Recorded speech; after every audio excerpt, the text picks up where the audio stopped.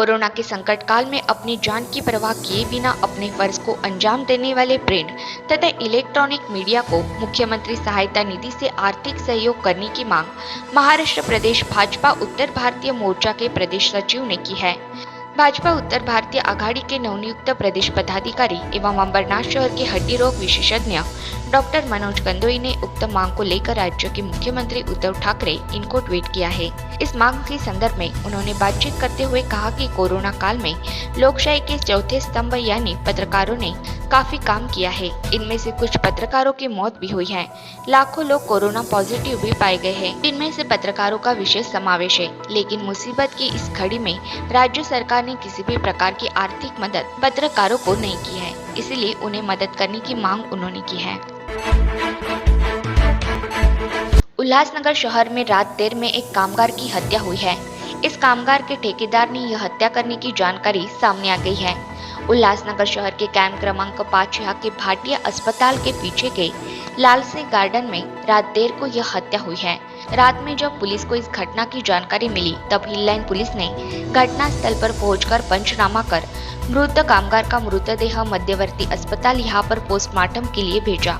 हत्या हुए कामगार का नाम मनोज हटकर है। वे रंगारी काम कर रहा था। इस घटना से भाटिया अस्पताल परिसर में खलबली मची है। लालसे उद्यान में रात में ठेकेदार और कामगार मिले थे। तब कामगार और ठेकेदार में हुए पैसे को लेकर विवाद में ठेकेदार ने कामगार की लातों बुक्कों से पिटाई कर दी, जिसमें कामगार की मौत हुई।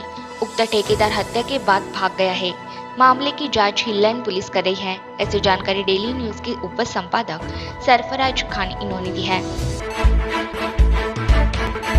31 दिसंबर के मद्देनजर पुलिस विभाग की ओर से विशेष सूचना जारी की गई है।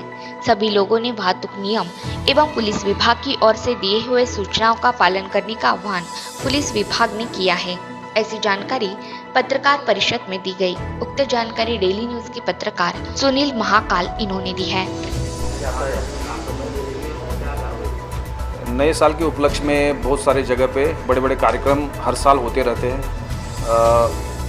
उसी के कारण बहुत सारे लोग 12 बजे के बाद रास्ते पे होते हैं। इस साल नाइट कर्फ्यू जो स्टेट गवर्नमेंट ने अनाउंस किया है उसकी वजह से रात को 11 बजे के बाद सुबह 6 बजे तक रास्ते पे कोई नहीं होगा। जो इमरजेंसी सर्विसेज वाले हैं सिर्फ उनको परमिशन दे दिया है। अगर कोई ड्रंक एंड ड्राइव करके उनके गाड़ी में अगर जर्नी कर रहा है तो उसके लिए अलग अलग जगह पे हमने नाकाबंदी पॉइंट्स फिक्स किए हैं। डिप्लॉयमेंट बहुत बड़े पैमाने पे होगी। हर जगह पे हमने ड्रंक एंड ड्राइव टेस्ट लेने का पूरा अरेंजमेंट किया है। और मेरी सबको वही रिक्वेस्ट है कि नए साल में नए खुशियाँ नए उमंग के साथ जाना चाहिए।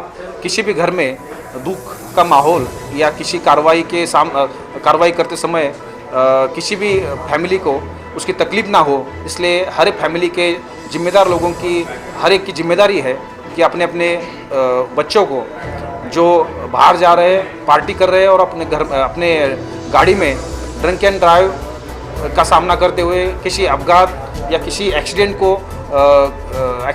होने की संभावना है, ऐसे सभी सिचुएशन में हर एक फैमिली ने जो मेन मेंबर्स है उन्होंने अपने अपनी फैमिली को इसी का इंफॉर्मेशन देनी चाहिए। हम लोग हर जगह पे अपने अपने डिप्लॉयमेंट कर रहे हैं और मैक्सिमम केसेस 31 को हम लोग करेंगे। प्रतिबंध लगाने के लिए किस तरह की तैयारियां चल रही हैं?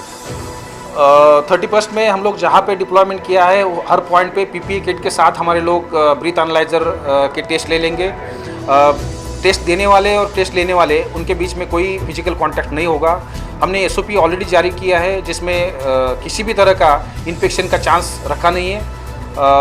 हर पॉइंट्स पे सीनियर ऑफिसर्स ये सुपरवाइज करेगा। इसमें कोई इन्फेक्शन की संभावना नहीं होगी।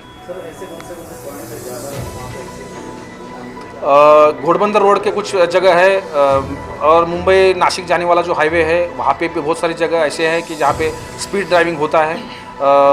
नारपोली, कोनगांव, कल्याण, उल्लासनगर, इस सभी जगह पे ऐसे कुछ पॉइंट्स है जहाँ पे रैश ड्राइविंग स्पीड ड्राइविंग होता है और जहाँ पे पिछले साल बहुत बड़े बड़े एक्सीडेंट हुए हैं। वो इस साल नहीं होना चाहिए, इसलिए हमने बहुत बड़े पैमाने पे डिप्लॉयमेंट किया है। होटल वाले को हमने इंटीमेशन दिया है कि हर जगह पे जो भी वहाँ पे ड्रिंक करते हैं, एक तो उनको परमिशन होना ज़रूरी है, और अगर वो खुद ड्राइविंग कर रहे हैं तो उनको अपना ड्राइवर देना बहुत ही ज़रूरी है। अगर उनके पास ड्राइवर नहीं है तो ओला, उबेर या टैक्सी, रिक्शा से उनको जर्नी करने के लिए मजबूर किया जाए। अगर वो अपनी गाड़ी से ड्रिंक एंड ड्राइव गाड़ी चलाएंगे तो हमारी टीम उसको निश्चित तौर पे उस पर कार्रवाई करेगी।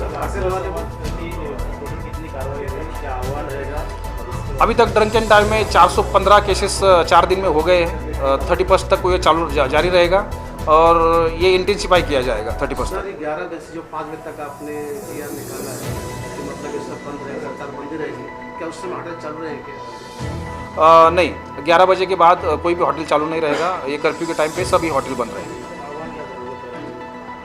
सभी ने अपने अपने जो बच्चे हैं उनके ऊपर ध्यान रखना चाहिए, और कोई भी ड्रंक एंड ड्राइव करके कोई भी रास्ते पे नहीं आना चाहिए। अपने फैमिली के साथ नए साल एंजॉय करो, लेकिन किसी भी हालत में पब्लिक प्लेस पे कोई भी ड्रंक एंड ड्राइव नहीं करेगा। इसका ख्याल हर एक फैमिली मेम्बर्स ने लेना चाहिए। हम लोग अपनी पूरी डिप्लॉयमेंट के साथ किसी भी चुनौतियों का सामना करने के लिए तैयार हैं। Thank you. अंबरनाथ शहर में ग्राम पंचायत चुनाव अर्जी भरने के लिए बड़ी भीड़ देखी गई। अंबरनाथ के तहसील कार्यालय में यह भीड़ हुई थी। ग्राम पंचायत चुनाव के लिए अर्जी भरने आए उम्मीदवारों को सोशल डिस्टेंसिंग का भी ध्यान नहीं रहा। अंबरनाथ तालुका के 27 ग्राम पंचायत के चुनाव हो रहे हैं। 15 जनवरी को होने वाले चुनाव के लिए तहसील कार्यालय में आज उम्मीदवारों द्वारा अर्जी भरी गई। यहाँ पर कोरोना के नियमों का भी पालन नहीं किया गया। बड़े पैमाने पर यहाँ पर लोग जमा हुए। कोविड काल में फॉर्म भरने के लिए शक्ति प्रदर्शन न करते हुए कम से कम 1 और ज़्यादा से ज़्यादा 3 लोग साथ में लाने का नियम होते हुए भी यहाँ पर भीड़ जमा की गई। इतना ही नहीं तो छोटे बच्चों को भी यहाँ पर लाया गया था।